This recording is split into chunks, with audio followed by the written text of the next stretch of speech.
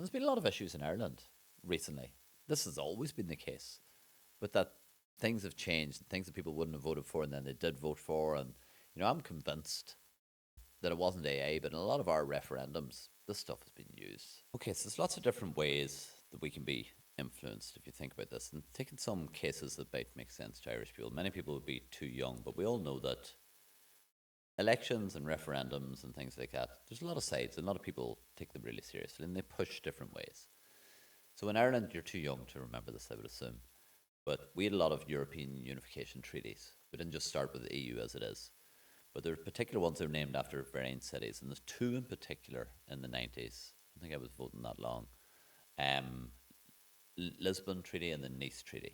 And they're to do with bringing Europe closer, bringing the EU closer. And there's issues that are still coming up now to do with migration, militarization, and things like that. We're all discussed.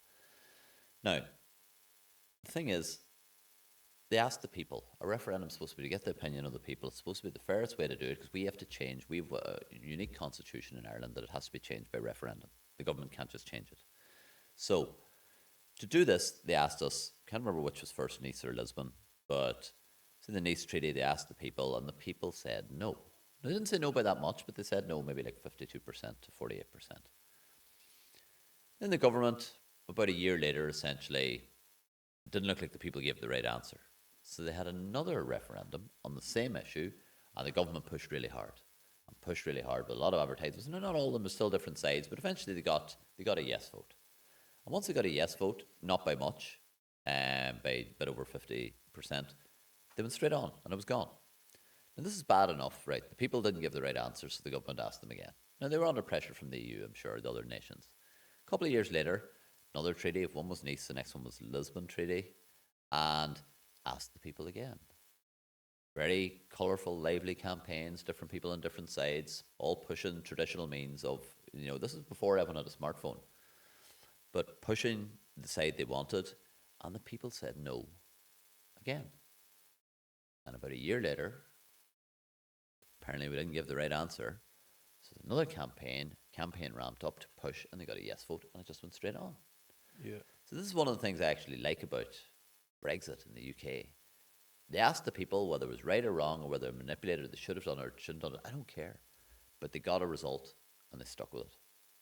Yeah. Whereas I felt it was hugely disrespectful to the Irish people.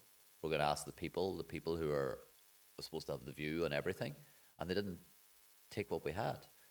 But you take this years later when people had phones and devices and a lot of the campaigns and big referendums we've had over the last number of years. And you don't need to be a genius in it.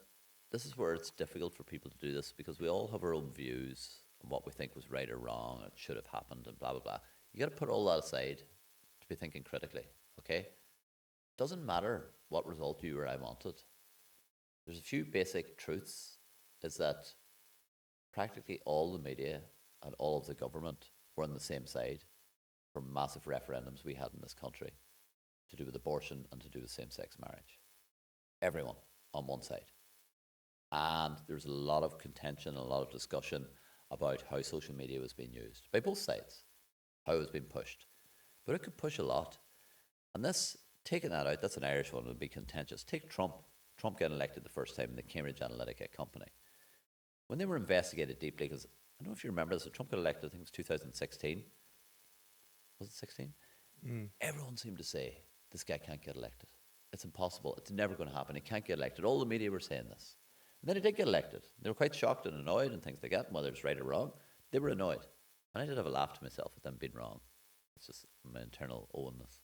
But they wanted someone to blame and different things. And there's been large organisations and analysts have worked for political campaigns for forever. People who are good at, helping shape views. But this Cambridge Analytica organisation, now I watched a documentary said this, I don't know the exact number, but they said that Cambridge Analytica had what we call a data point. So a data point in Ryan is where you live, what your age is, maybe your favourite food. These are three different data points. But the Cambridge Analytica had over 5,000 data points on every American, whether they use Facebook or not. And that's 9 years ago. Can you give me an idea of what them data points are? where you are on a scale of 1 to 10 on big social issues, abortion, migration, the contentious ones that keep coming up that people argue about all the time. They're still arguing all these different things. Your like, how you reacted to a certain post. You know, every time people like something, do you ever notice there's not a dislike button? Yeah. It's dislike button, people won't share stuff freely. And the whole like phenomenon, it's crazy. Because I had a friend, he's a good friend of mine, but it's something up on one of these things. And I'm a computing person. I've had a Facebook account. I don't really like anything.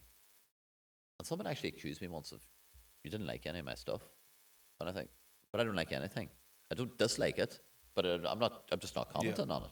And I knew roughly what the algorithms are doing, and I didn't want to do this. But it's almost this kind of unwritten rule. And certain platforms are different. So if it's, say for example, there's a massive difference between something like Instagram and something like LinkedIn, right? Now in the university, we use LinkedIn, right? There's a lot of university people are on it, people for jobs, different companies, and we have projects, and we have to disseminate, we have to push out what we've done in the projects. And there's a certain amount, if you're my friend on LinkedIn and I put up something, you'll probably give it a thumbs up. There's a wee clap you can use as well, and maybe we'll only use the clap, maybe if you graduated with your degree, I'll give you the clap type of thing. Now, there's certain ones. Or say, great post, Owen. Great, oh, wonderful. I really enjoyed reading your post so much. It was wonderful. You know, That's very common on yeah, LinkedIn. and people get, and I've done this too. You get ChatGPT to help you write a post. You know, I was profoundly impacted by attending your talk. Okay, maybe you were, maybe you weren't. We'll assume you weren't. Okay, but they have this, and maybe you give it a little heart love. But it works this different way that, you know, if we're connections on LinkedIn and we actually know each other, and something goes past, you'll probably give it the thumbs up. It doesn't cost you much. If you thought it was actually good, you'll give it one of the other things. And I get this little endorphin hit, like, because, oh, somebody liked my stuff. And I've done this a good bit for a lot of projects we're involved in, or a lot of collaborations with other universities. And the scale is not impressive to people who are into this. You know, if I get 100 reactions, I'm doing really well on something. And it goes through, you get these impressions that appear past someone, and some of them might have got 5,000 or 6,000. Doesn't mean they clicked on it or liked it or anything, it just means they've seen it. Now you go into, that's in a professional world, and it's different in the professional world from your kind of personal world, the kind of Instagram. But it's still kind of the same concept. Same concept. It's posting content. It still is social media, and what will appear up. If you ever think, you don't see everything, right? There are recommender systems and things that decide what you see. You don't see every single thing that comes up. And it works out who you interact with, and it tries to keep you on there as well. So for something like LinkedIn, a lot of people don't use it. It's kind of professional, and it's a bit fake, right? You know, because there's thing you could say any type of job. I get the new job as, I don't know, as someone made a joke once, I got the chief job kicking people out of the orphanage. People will still say, well done, you've got a new job. Like, you know, they don't really care about the content. Now, there are some good things on it. But this notion that people are doing it because they genuinely believe it, I don't believe a lot of that. There's a certain amount of give and take. I need my posts boosted or reshared. You do the same. We'll do it for each other. There's a bit of that going on if we actually know each other. Or if there's someone who's impressive, and say you wanted a good guest in here now, you might, your post was great, man, and I shared your posts. And, you know, someone who's busy, harder to get.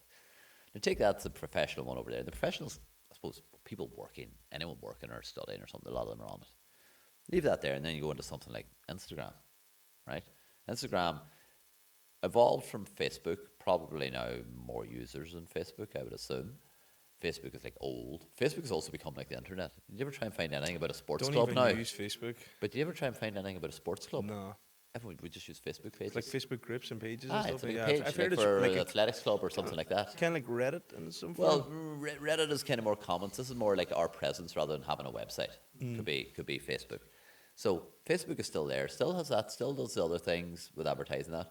But you go over to something like Instagram. Now I have to say, I don't use Instagram, right? I don't know if I'm too old or not. I don't use Instagram. But I have an idea how it works. And I talk to my students, my adult students. How does this work? How does this happen?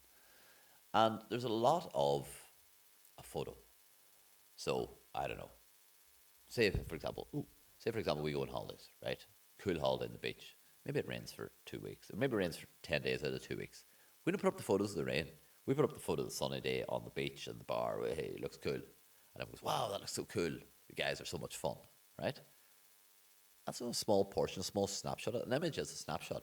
Even a short video that they make up is a snapshot in time, often largely fake. that people like or people share or people find interesting. Now, if it's got